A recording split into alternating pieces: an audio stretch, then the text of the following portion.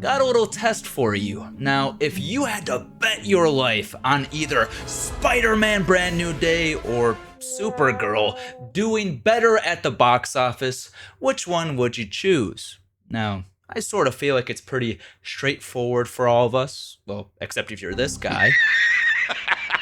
You serious? But I think that way because we all sort of internalize these two rules that sort of make up why certain Marvel movies are huge, magnificent successes and why other movies perform as well as the Marvels. And it really comes down to these two things. The first ingredient is, are you making movies that people actually want to see? Are you making movies that people are asking for?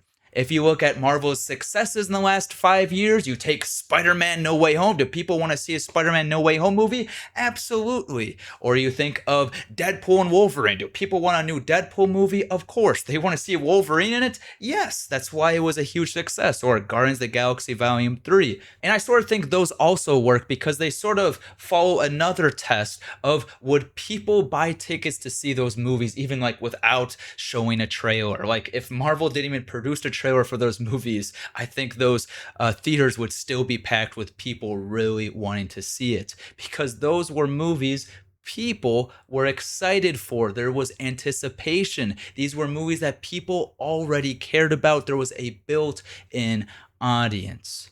But I also gotta let you know that hype alone is not what make these movies successful, because you need that second ingredient, that second part that I was alluding to, and that is you need a movie that like hits a certain level, a certain threshold of quality. Now with Spider-Man No Way Home or Deadpool and Wolverine, it certainly met that threshold. People liked it enough. They thought it was a quality enough movie that it was worth their time. And so those movies had legs and people were able to basically advertise that movie to others and get other people to see it. And if you think about other movies that had the hype but not the box office success, I think a big reason could be it doesn't meet that quality threshold. If you take, for example, Doctor Strange Mom, that's the second Doctor Strange movie. That movie had a lot going for it. It came out just a couple of months after Spider-Man No Way Home. Doctor Strange was in Spider-Man No Way Home. People loved that movie, and so now people were excited for kind of a resurgence from Marvel, and they were excited for Doctor Strange Multiverse of Madness. It had a huge opening. It opened up like it was $1 billion movie.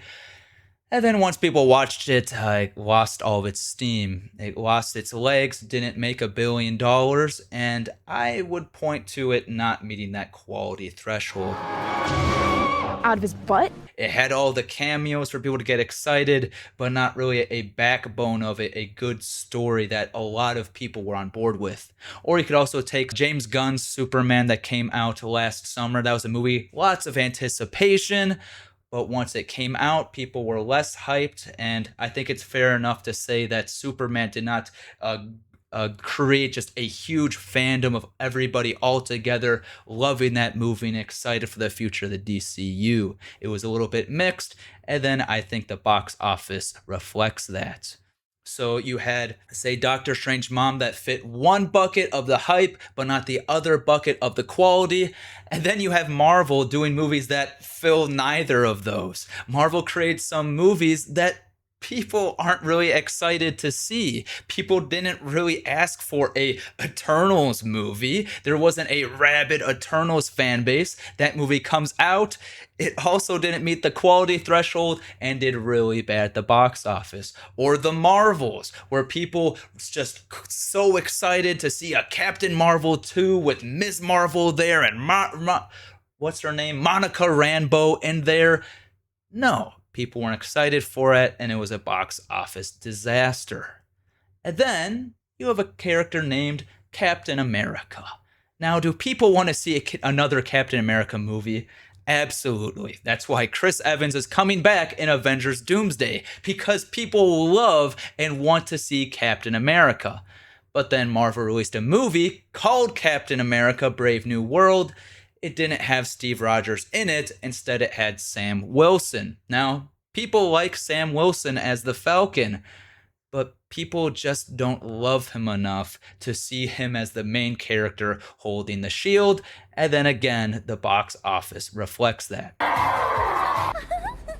But across all of those, say Eternals, The Marvels, Brave New World, Ant-Man Quantumania, something else you could say is that these didn't feel like really big events because they weren't movies people wanted. They weren't really hyped.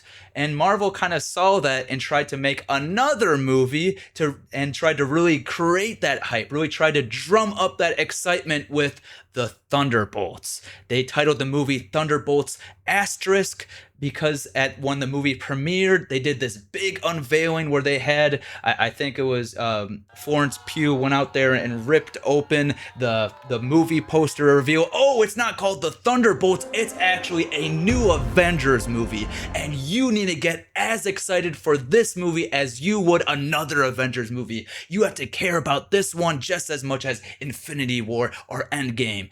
And nobody really cared. It didn't do well at the box office at all, and the Thunderbolts proved that you cannot manufacture hype. Instead, you got to make movies that people care about. And now with Marvel's upcoming movies, with say Spider-Man, they already have the first ingredient. People really care. People are starting to get hyped. People want this movie. But the question now becomes, can they deliver that second part? Now, I sort of feel somewhat confident that this is going to be a good movie. So I would say it does have the making of being a huge hit, maybe even the biggest movie of the year. But you also have Avengers Doomsday. If you do the same test, anticipation, absolutely. People really do care when you bring back Robert Downey Jr., bring back Chris Evans, Chris Hemsworth, bring back all the X-Men. People are going to be excited for it. But now the quality of this movie, I am a little unsure of. I really want it to be great. I would love it if it was, say, as good as Infinity War, but I am just a little bit less confident. But regardless of whatever upcoming Marvel project it is, it's got to follow those two ingredients. It needs a highly anticipated movie that characters that people care about, and then you also need to make one that gives quality in its storytelling. It is well written. Now, Spider-Man already has the first ingredient. Now we just got to hope that it earns the second one. Thanks for watching DUCKFINDER on YouTube. For more premium content, subscribe.